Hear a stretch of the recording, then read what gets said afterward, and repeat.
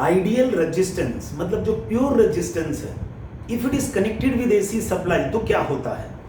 Let us सी, हमारे पास ये pure resistance है। प्योर रेजिस्टेंस का मतलब होता है इसमें कोई और मिक्सिंग नहीं है इंडक्टेंस या कैपेसिटेंस की, एकदम आइडियल। उसको एसी सप्लाई से जोड़ा तो एसी सप्लाई क्या कहते हैं हम, E is equal to E naught sine omega t. तो हम ये जानना चाहते हैं इसके अंदर करंट क्या आएगा। भाई हम ओम्स लॉ जानते हैं, एक रेजिस्टेंस को डीसी सप्लाई V से जोड़ा तो ओम्स लॉ कहता है V is equal to I R. क्या होगा इसमें करंट, V बाय आर। ये हम डीसी सप्लाई के लिए जानते हैं। हमारे इस क्वेश्चन का, हमारे इस टॉपिक का एम है आइडियल रेजिस्टेंस को एसी सप्लाई से जोड़ने पर क्या होता है करंट, ये हमें जानना है। लास्ट में मैं आपको बताऊंगा आंसर में, ये सेम फेज में आते हैं, बट पहले इस लाइन पर ध्यान दें। हमने एक आइडियल रेजिस्टेंस लिया, एसी सप्लाई से कनेक्ट किया, तो ये हमने लिखा कंसीडर आइडियल और pure resistance connected to AC supply of E is equal to E naught sine omega t. अब क्या होगा, यहां हम लगाते हैं किरचॉफ लॉ। किरचॉफ लॉस के हिसाब से एक एट एनी इंस्टेंट आप जो भी सप्लाई कनेक्ट करते हैं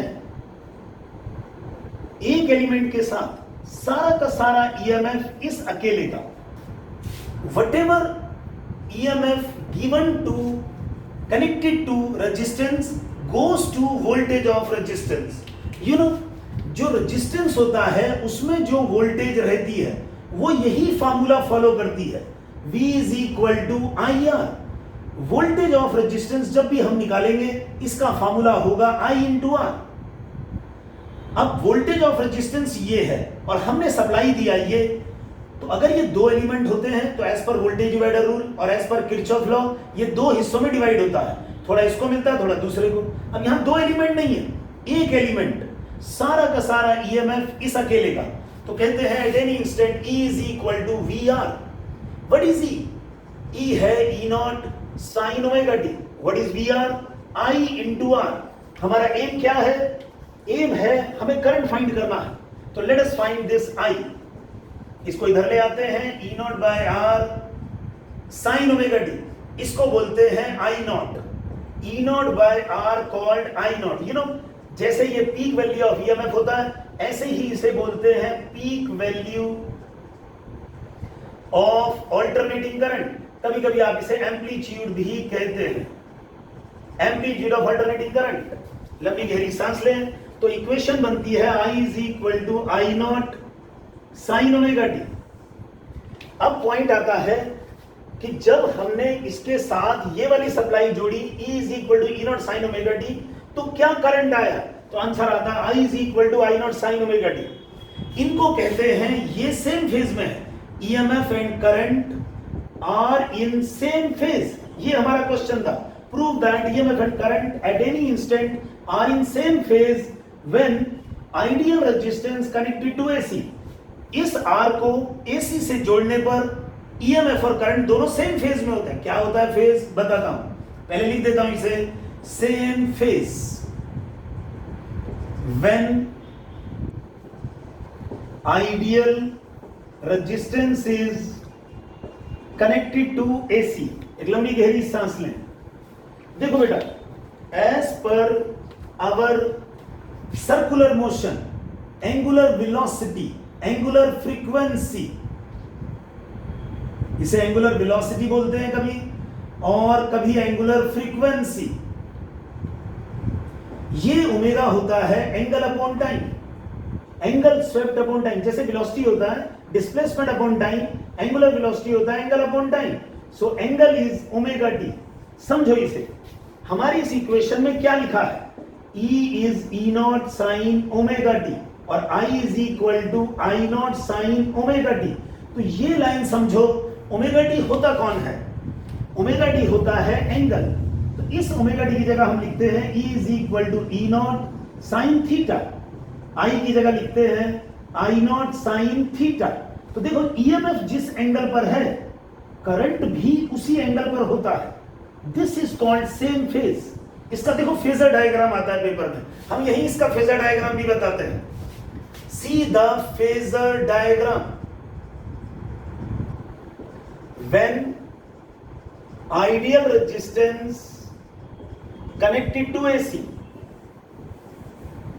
देखिए एज पर मैथ्स आप एंगल बनाते हैं तो कैसे बनाते हैं, इसे जीरो मानते हैं, तो इस पॉइंट का क्या एंगल है, तो आप ऐसे चलते हैं एंटी क्लॉकवाइज, आप ऐसे कहते हैं this is theta, positive angle theta, इस तरह से बनाते हैं.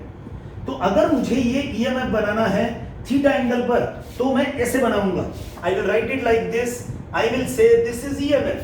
नोटिस करो बेटा ईएमएफ कितने एंगल पर है, थीटा, थीटा माने कौन, omega T. So I will write it like this, theta और ओमेगा टी. आप खाली ओमेगा टी लिख सकते हो पेपर में, देखो फिजिक्स में आप इसे ओमेगा टी लिखें, but you know omega T angle ही है. अच्छा फिर क्या करना, फिर करंट भी सेम एंगल पर है, जिस एंगल पर ईएमएफ है उसी एंगल पर करंट है बेटा. तो क्या करना, अब करंट भी सेम एंगल पर है तो यहां करंट बना दीजिए, करंट भी सेम एंगल पर है. पर थोड़ा सा ध्यान दीजिए, जो करंट है बेटा वो होता है ईएमएफ बाय रेजिस्टेंस. जो करंट होता है वो मैग्नीट्यूड में ईएमएफ से थोड़ा कम होता है, इसीलिए कभी कभी यहां शो कर देते हैं. जैसे देखो मैं इसको साइन और कोसाइन में समझाता हूं. लंबी गहरी सांस भरिए.